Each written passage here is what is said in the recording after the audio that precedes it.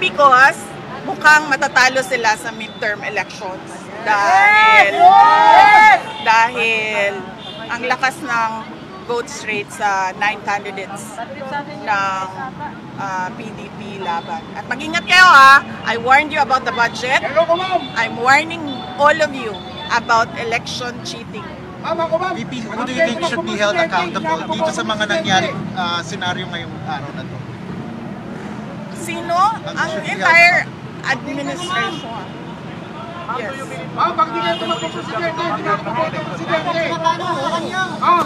Yes. Kasi sobrang lakas ng block voting ngayon. Lumalakas at nagsusnowball yung block voting ng 9 candidates ng PDP laban. At hindi lang yan. This is all about the 2028 elections. And I'm warning you, kung meron man 2028 elections. Nakita nyo na, diba? Sinimulan nila sa People's Initiative.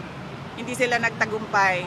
Kasi umalma yung mga tao. Imagine mo, bibilhin yung pagkatao mo para sa kagustuhan nila na hindi umalis sa pwesto.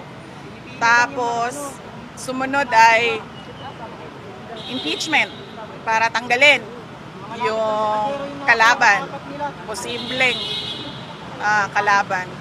Ngayon, dahil lumalakas yung PDP block voting of 9 candidates, natanggalin nila si